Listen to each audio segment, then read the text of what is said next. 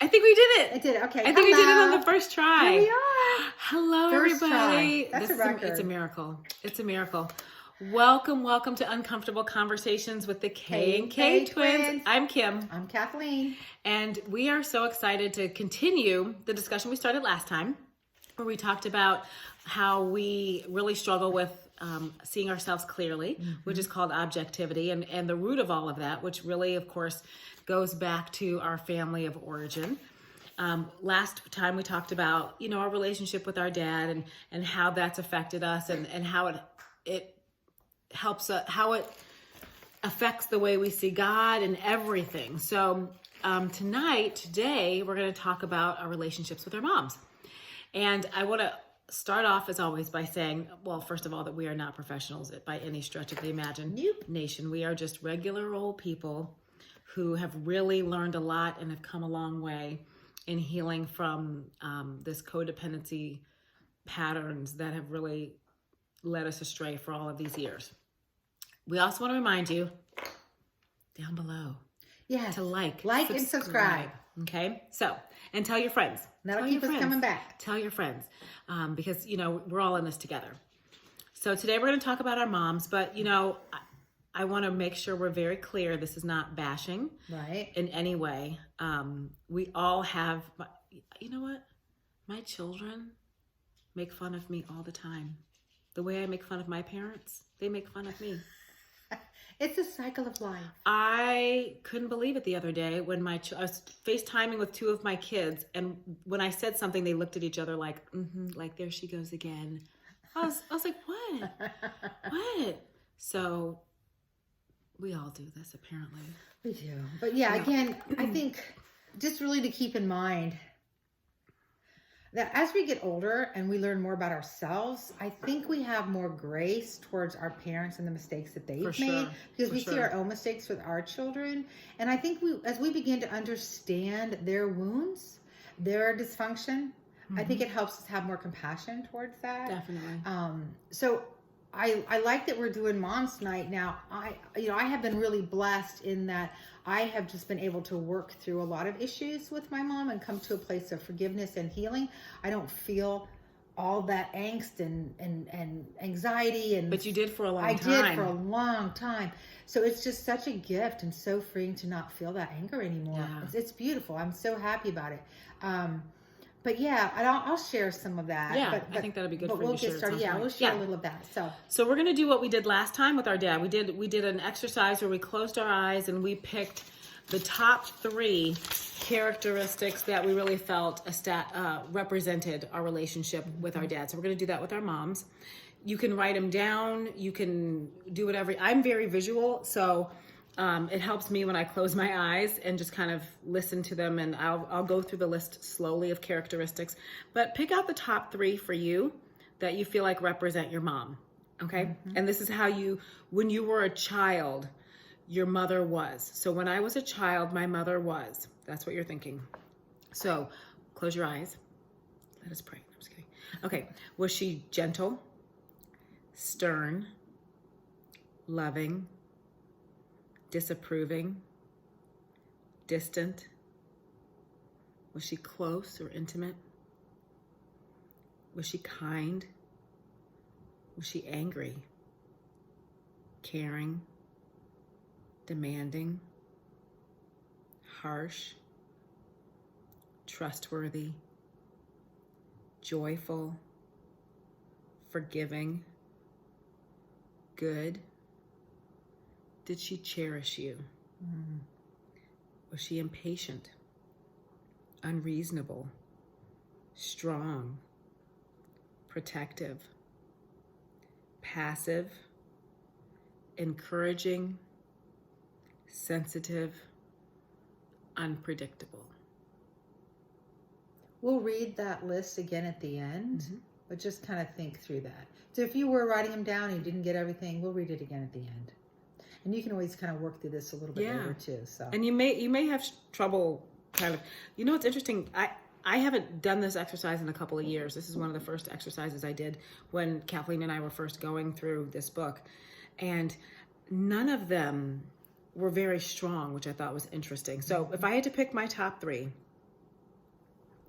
Actually, I'm going to do 4 because I have 4. So for my mom, the ones I chose were distant, kind, trustworthy, and passive. Mm-hmm. Which is very interesting because all of those things in my childhood and teenage years accurately describe my mom. She did feel very distant to me, but also very kind. I did feel like when Dad was aggressive, she was passive. So it's interesting to kind of see that. Mm-hmm. But sometimes I think we see our parents a little bit from a distance. Because I did put my mom too as, trustworthy, and she was passive. But I think I saw that more with other people, the kindness. Like she was kind to other people. She was very embracing of everybody. She was very inclusive. Which is a real, which is a good. But you didn't feel that she was that way toward you. Right. I didn't feel it towards me, but I knew that was one of her characteristics. Yeah, but this exercise was specifically, I felt like, toward me. Yeah. So what did you say for your mom? My top one for my mom was disapproving. She was always disapproving. And then probably, I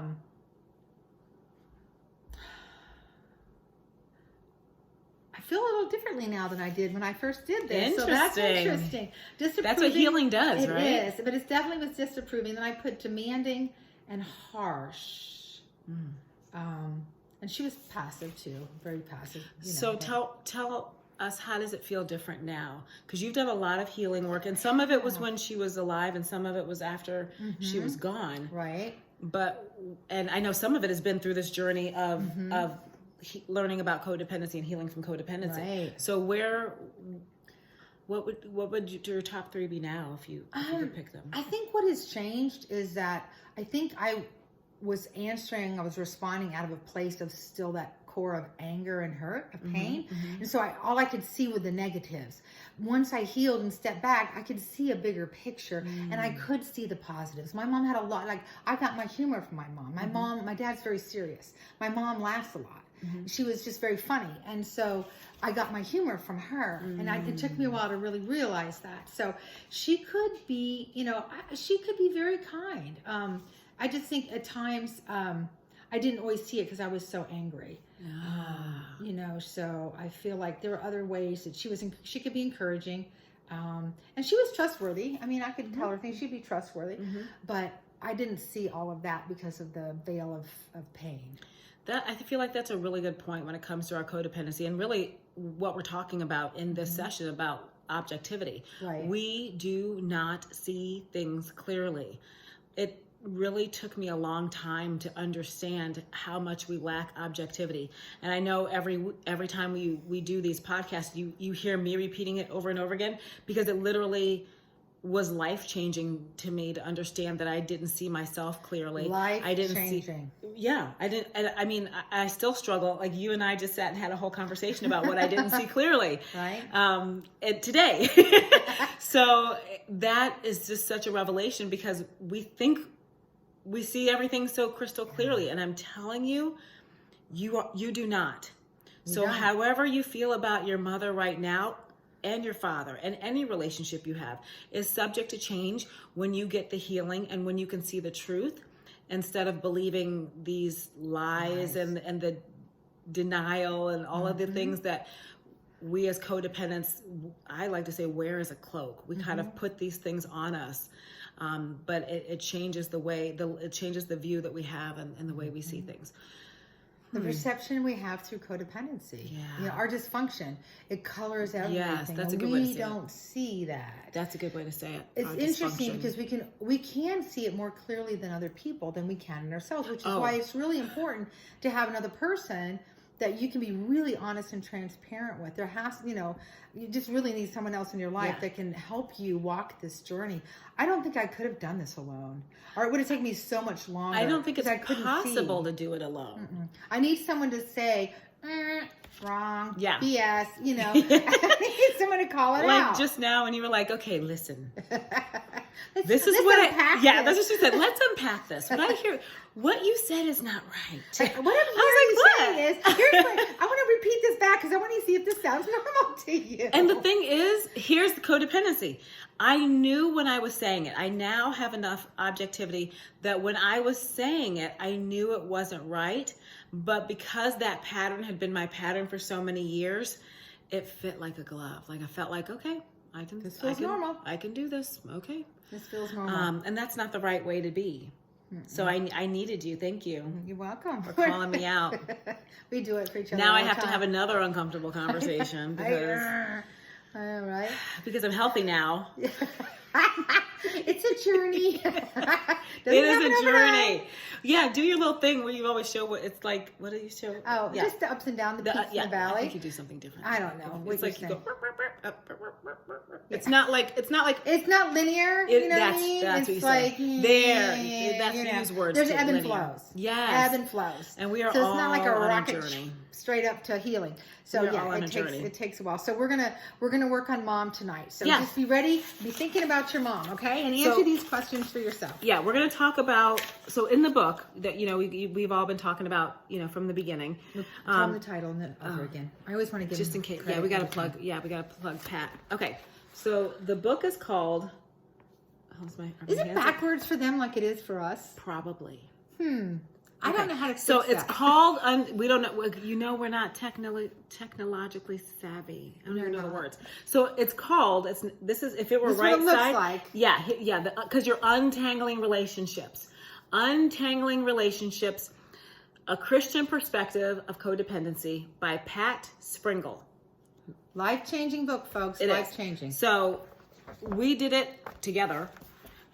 We had started with a group. It ended up being just us. There's a second book. We did that. Started as a group. Ended up just being us. We are committed. We are committed to healing, and so we thought we can't be the only ones. Right. We can't be the only ones. So that's why you're here with us.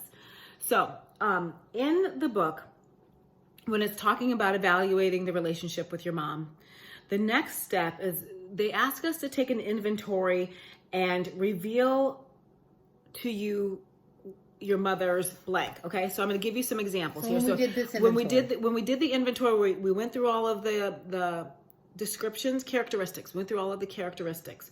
So what does this inventory reveal to you about your mother's, number one, love for you? What do you feel like those top three things? What do you feel like it revealed about your mother's love for you? What did you say? Me? Oh, I said she wasn't very loving. I said it wasn't seen or felt as a child. I feel differently as an adult. But as a child, I felt like she didn't love me. Yeah, I didn't feel loved. Yeah. What does this reveal to you about your mother's opinion of your worth? I said it wasn't very high. She didn't make me feel like I was really worth anything or I was valuable. I said, it made it so I didn't know where I stood, and that made me feel unworthy. And I would add to that now, as an adult, whenever I feel like I don't know where I stand with somebody, it makes me feel unsafe. I don't know what that means. I don't know what that means that it makes me feel unsafe, but it makes me feel unsafe if I don't know where I stand with somebody. Because it makes you, it probably makes you feel vulnerable. I would feel vulnerable that person could potentially hurt me or harm me in some way when I don't know where I stand with them. It's very disconcerting, especially as a child, I think, But keep in mind, think of the characteristics, go through your top 3 or 4 characteristics, and then answer those questions, okay? So the next one is, what does this inventory reveal to you about your mother's relationship to you? Okay. So I said my relationship with my mom was distant.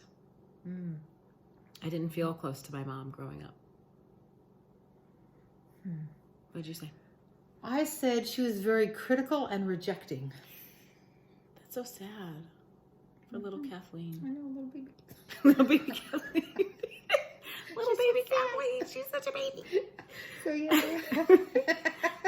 little baby kid. I know, little kid.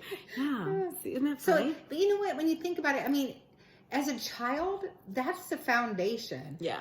That you develop your sense of self from. Mm-hmm. That's how you determine who you are, what you are, where you belong, where you fit, what your value is. That's the very beginning of your identity, is in your family of origin. So when that is undermined, when you don't have a solid, healthy, functional foundation, it impacts everything for the rest of your life until you find healing. I mean, it can't help but. And as a mom, it really makes me sad because I shouldn't say no. Most moms don't ever want their children to feel this way about them. Your mom would never. This would hurt my mom. Oh my gosh, your mom would never want you to feel rejected, or like she didn't love you, like that criticism. Like she would never ending. And I know my mother would never want me to feel distant from her, or to feel like I was unworthy because I didn't know where I stood. Like, that sounds crazy as a mom. As a mom, I think, of course my children know, which is not true. Right. Because if you've been following us for a while, I have lots of children. I have 5. And some of them know exactly how I feel. And some of them have their own perceptions of how I feel about them, which are not accurate. And that's hurtful for me as a mom just as much as it's hurtful to them.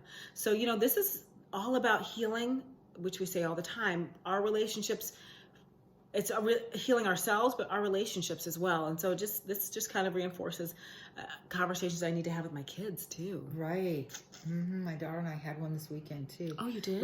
We're just piecing through a little bit at a time. Yeah. Oh, how was that? It was good. I mean, it was just things like where I was trying to understand her better, just with her. I don't want to talk about her personal stuff. That's her story to tell. But we just had a little conversation. And I thought, anytime I'm having a conversation with my daughter now, I want to be able to inject some of these things, some of these new truths, some of these insights, some knowledge, to either ask for forgiveness, to maybe walk through and see how she was feeling, and just kind of address some of those things. Do something. Do you want to do things differently? Yes, that's what I hear you say. Yes, I do, and we need to have some more healing conversations where there's still some things I need to own, and I need to understand how that hurt her and how that impacted her, and allow her to share that with me, and be, and not respond to her in any way that would damage her further. I want to be welcoming of that. Yeah. I want to be welcoming of her sharing her true heart. Yeah. And getting that forgiveness. Yeah. So that's good though. That's a focus of you. Yeah. You trying to make sure you do things differently every time. I like that. I need to do that. Okay, so let's talk more about our moms. So I want you to think about if you were an objective observer of the relationship you just described, the relationship you had with your mom. If you were from the outside looking in and you were looking at little Kathleen or little Kimmy or little you, okay?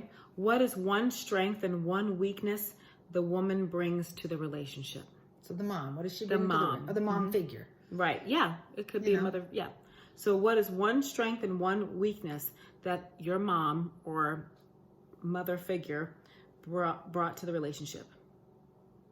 Oh, that's interesting. I just read my answer. Go ahead. You do yours first. Okay, so my response was, she was not overly emotional, but it was like she wasn't there. That's interesting. So, yeah. I wonder if I feel that way now. Wait, say that again. Yeah. She was not overly emotional, but it was like she wasn't there. She wasn't there emotionally when you needed her. Yeah. Okay. Mom's not demonstrative. She's just not. Like, she's very, which is, and I'm very, I'm me. If you can't tell, I'm, yeah. I'm the opposite. A hugger. I'm not. I am a hugger. She's the opposite. I'm a hugger. Yeah. Which is probably because I didn't get a lot of hugs. So you see, everybody wants that. I'm going to hug everybody. So people are probably very I warn people, I'm a hugger. I'm coming in. They're like, no, my space. Yeah, space. You're fine. I'm going to love you. Yeah. But that's how, So that's interesting. That might be another conversation for other people's boundaries. I'll work on that. I think I'll I work read on that boundaries. thing You're happy about it. Okay.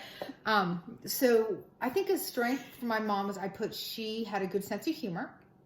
And then a weakness and kind of a strength was she was a good person and she could be kind to others, but was critical, harsh, and demanding to me.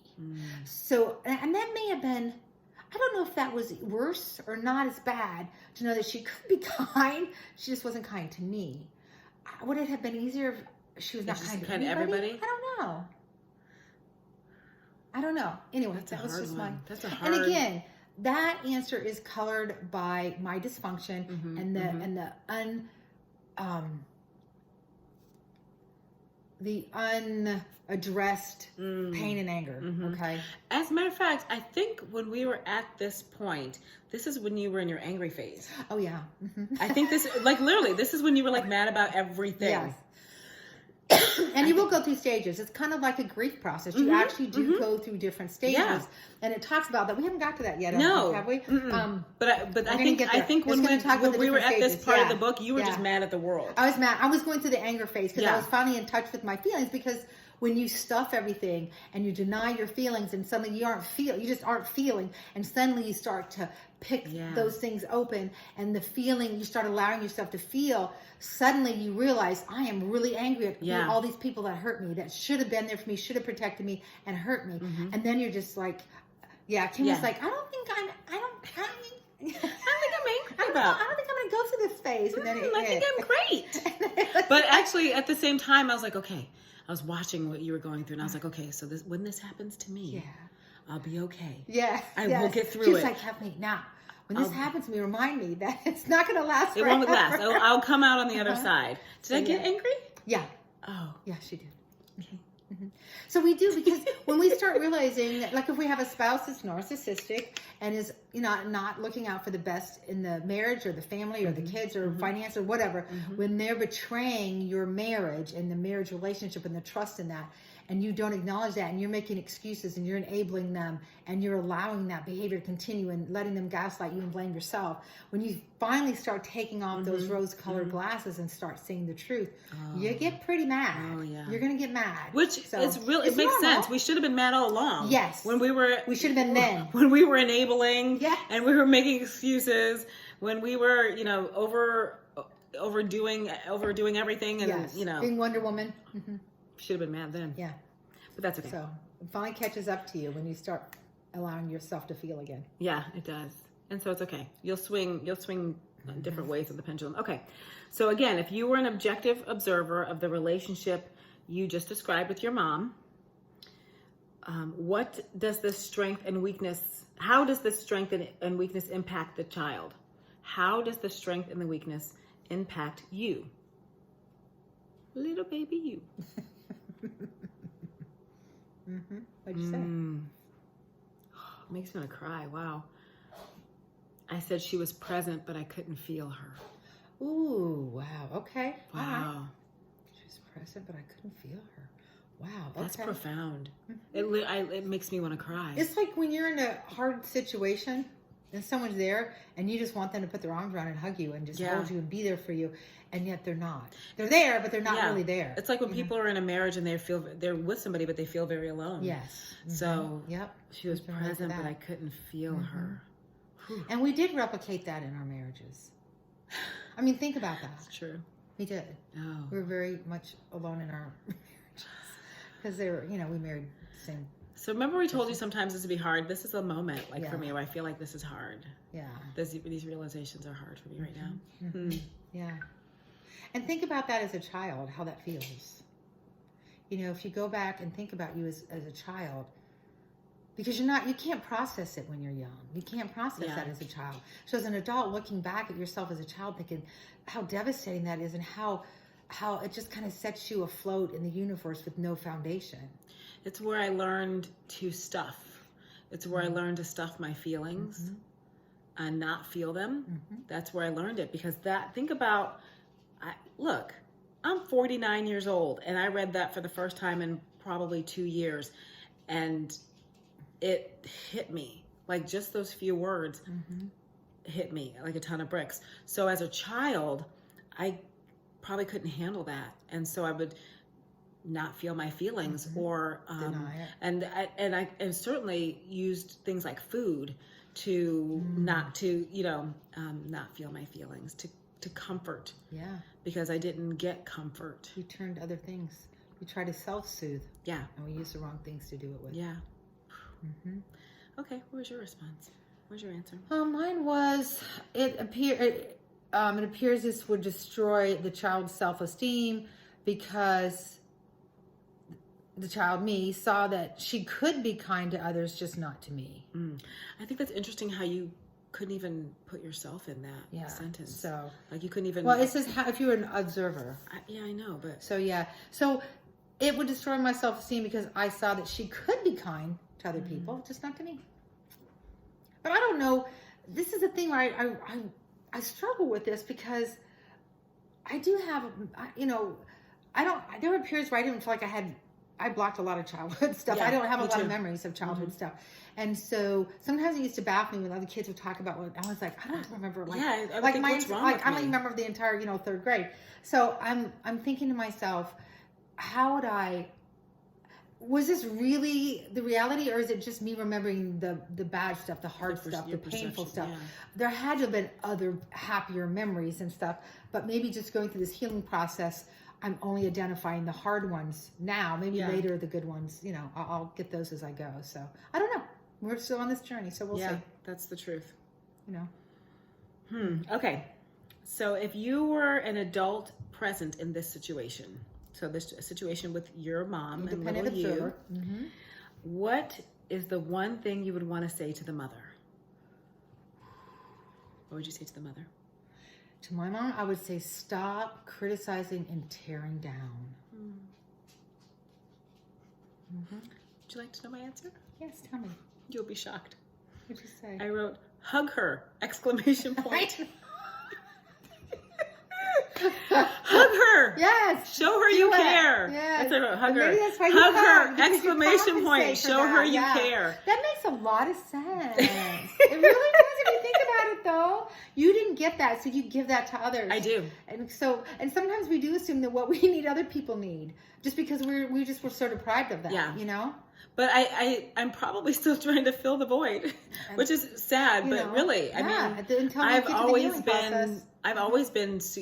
I remember being a child and thinking, when I get married and have kids, I'm going to tell my kids all the time that I love them. I'm going to hug them all the time. Right. I remember thinking that as a child. So now I have one kid who doesn't like to be touched at all. Like doesn't like hugs at all. And she's upset. I'm like, do you want me to hug you? She's like, no. No. She does not. Another one who doesn't want to talk. I'm like, you know what? Let's talk about our feelings. Let's lay everything out on the table. Let's talk. No. So this goes, this is such a good point because my mom didn't need that. My mom didn't need that. So she didn't give it. So, but all we know is like what we need, I guess. Okay. But you know what's interesting is that I always told myself that I would never be so critical with my daughter. I would never be, and I was. I did what I knew and I did what my mom did. And I was the same person that gave unsolicited advice and told her what she should do, when she should do it, how she should do it, why what she was doing wasn't the right way. She should have done, I did all those things. Yeah. Maybe not to the degree that my mom did. Maybe a step down, but or just like she was better than her mom. Yes, just like she was, because dysfunction really does get passed down. Yes, and I just couldn't. I had glimpses of truth or reality, and I knew that there was something wrong, that this wasn't the way, the best possible way it could have been, but I didn't know how to fix it. I didn't have all this. So I did try at different points, but I think she probably would disagree. I think she would feel like, if we were honest and she was able to really share herself honestly, that she would say, no, she felt really criticized. She felt, the last conversation we had was how she felt I was so controlling with her, which did lead to some rebellion on her part, which is understandable. Parents, don't try and hyper control your children, because at some point they're going to try to break away, and that's normal. It will breed rebellion. It does, for sure. So so that was interesting. Yeah. So, anywho. Interesting. Okay. So again, if you were an adult present in this situation, what is the one thing you would want to say to the child? So to little Kathleen. Little Kimmy. Little Kimmy. I would say to the child, I'd say, you are lovable and you deserve to be loved. Oh. No matter what anyone else says or does, you deserve to be loved. And I said, your mommy loves you. Oh, even though she doesn't show it or say it, or she did the best she could. I'm thinking about my mom. Oh, I'm thinking about my mom. See, look at us. Yeah. You might be codependent. You might be codependent. See, We defend. We It's- defend the, not the abuser, but No, we the do. offender. Defending the offender, Yes, yeah. we defend the the offender, offender, yes. which is a codependent thing. Yes. Yeah. Interesting. But I thought this was good too. So after you Oh, work through yeah. all of this, and you guys, this is emotionally draining, especially the first time you do it. Yeah. It can be really emotionally draining. I remember just being done with this and just being like, oh my gosh, I can't move. I can't, let me just play a dumb computer game because I can't think right now. Because then there's a little box that says, I feel, and there's all these emotions, and you have to kind of check off what emotions you're feeling after this. And it was kind of hard because I just felt so drained. Yeah. So here are the things you might be feeling now. So again, pick your top 3. So after this exercise, and we hope you did this exercise with us, and you might need to go back and listen to it again or watch it again, and that's okay. It's a process. So after doing this exercise, you might I feel tired, scared, confused, relieved, guilty, lonely, peaceful, thankful, sad, angry, loved, glad, worthy, hopeful, or maybe something else. Fill in the blank. So think about that. What were yours? I said lonely, sad, angry. I said tired, lonely, sad, angry. And then I filled in the blank. And I said unsure about what it means. I just felt really like, what does all this mean? Like, what do we do with this? yeah. What do we do now? Well, we've got, Yeah. okay. Everything was so, and if this is you, this was me. Everything was so new. I'd never really thought about these things before. I'd spent so many years not thinking about how I felt, not feeling my feelings. So, especially when it came to my childhood, because I'm a grown woman, that's the past. So, it was very challenging for me to go through this. It's difficult. So now we're going to kind of go back and do what we did with the dad again. And I want you to think about this. So, now, when we talked about before doing a sozo prayer, which is you pray through what is true and what is false, what's a lie. And so God kind of represents the father. Jesus kind of represents the mother. And some folks' mind, this is not theological. I'm just, this is just in some schools of thought. They feel like Jesus is more, is a nurturing character and is more sensitive and more gentle and kind. It just is more, it kind of represents some of those more feminine qualities, and so Jesus kind of represents your mom. So one of the things we ask is to ask yourself, what lies am I believing? Based on your relationship with your mother and how your mother treated you, what lies are you believing, okay? And so what I came up with, just based on, the constant criticism, I could never do anything right, was, what am I believing? That I'm stupid, that I'm unlovable and don't deserve love. I can't do anything right. I don't matter, that I'm rejected, ignored. I will never measure up. I'm not good enough. So those are the lies that I was believing all these years based on my relationship with my mother. So then I asked, the next thing is you're going to ask, what is the truth? Okay, so what is the truth? Based on what God says about me being created in the image of God and being one of his children, that I am not stupid, that God gave me a good mind and a sharp brain. Because I do remember in school, especially around boys, I would dumb myself down a lot, depending on who I was talking to. I would dumb myself down. I didn't try and act like I was smart. Because you were smart, and you knew I you remember were the smart. panic I was in when I made the honor roll the first time. I was like, I don't want him to know, it Isn't just that wasn't. crazy? Yeah, isn't that crazy? So, anywho, I got over that though. I am competent and capable. I matter to the creator of the world. I matter to Jesus who died for me. And then what is the truth about, what are the truth about me? And now what is the truth about Jesus? Okay, so first I'm asking, what are the lies I'm believing based on my relationship with my mom? What is the truth? Okay, based on my relationship with Jesus, what is my truth? And then what is the truth about Jesus? Okay, so let's think about who he is. He's not like my mom, right? That God will never reject me.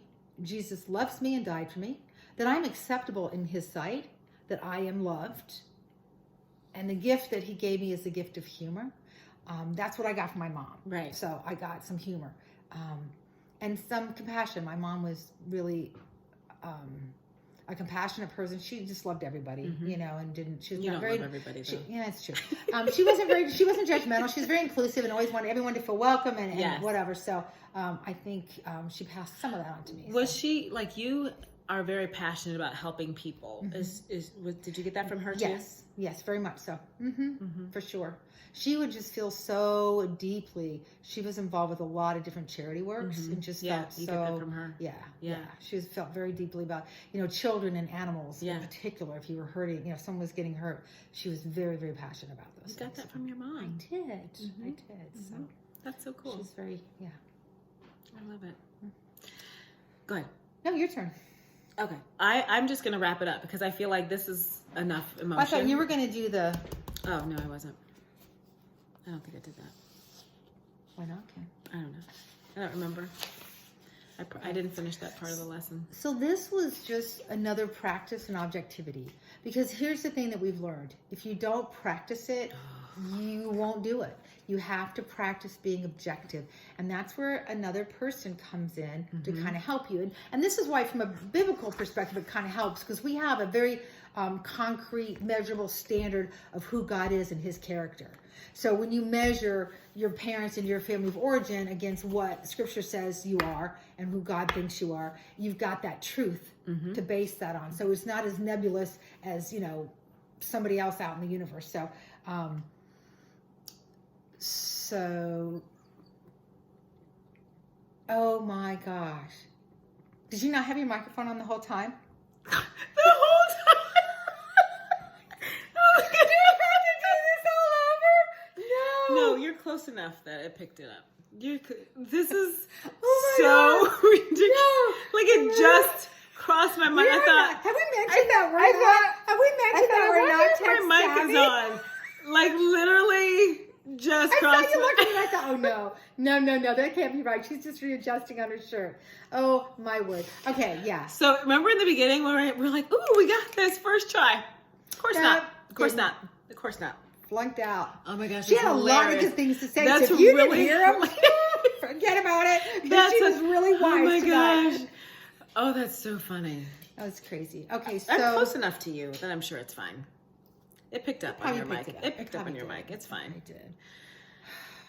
It never fails. It never fails that I can manage to screw something up when it comes to technology. I love it so much. So you guys, my you know children what? are right. Shoot.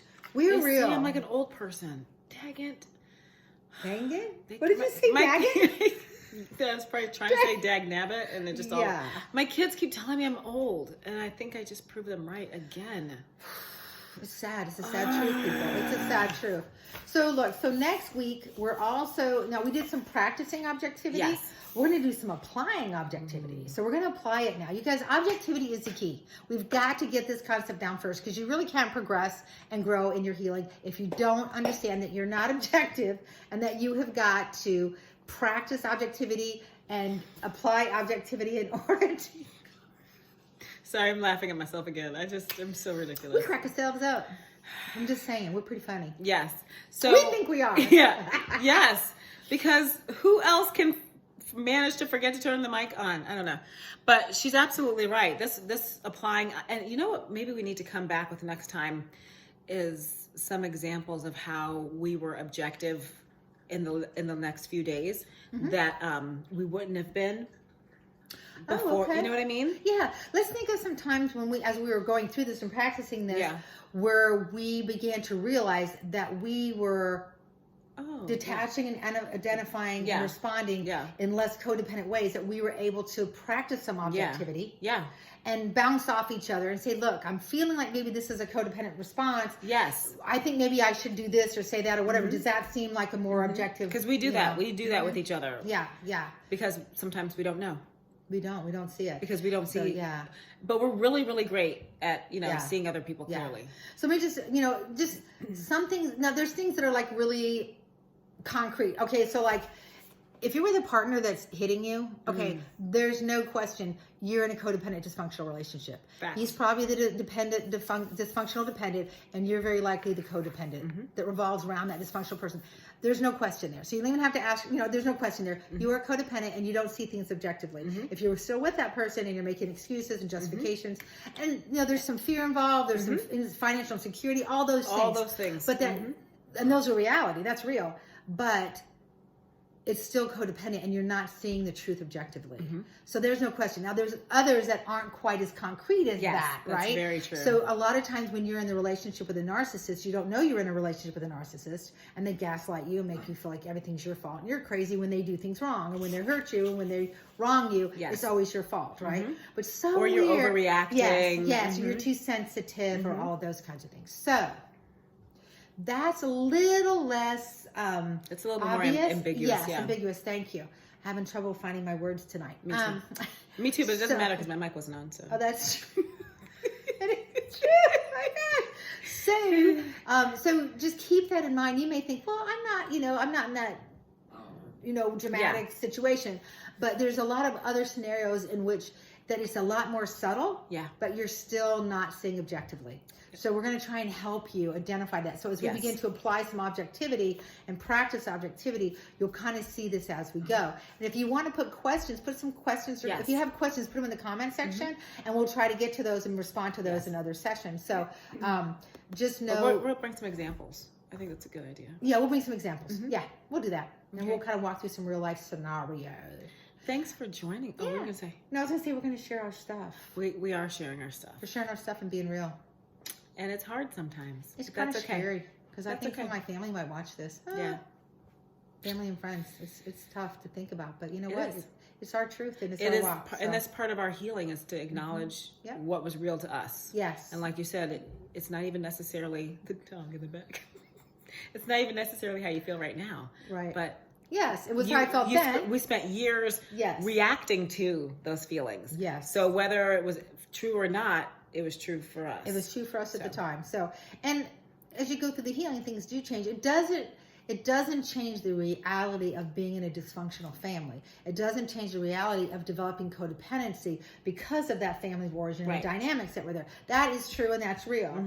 How that impacted us and how we responded to that is what contributed to our codependency. Exactly. So now we just have to kind of unravel that and then kind of walk out of that. Exactly. And, and learn a new way of functioning, a new way of thinking. So those are the baby steps we're taking. Throw off the old cloak and put on a new coat, right? The new one's much better. Much better. Nice. So thank you guys for joining us and walking through this with us. We know this work is tough work, but it's really important work. And like I said, if you need to go through and do the assignment again and watch it again, do it. Yeah. Do it and feel your feelings. Pull out your feelings wheel if you need to. And if you guys, we're on unit 2. We're kind of went through day 4. That's backwards. Yeah, that's backwards, but it's okay. So if you want to follow through with us, we're in unit 2. Yeah. Day 4, and then we'll be on day 5 next time in case anyone cares. Okay, like and subscribe us. Thanks, guys. Bye-bye. Bye.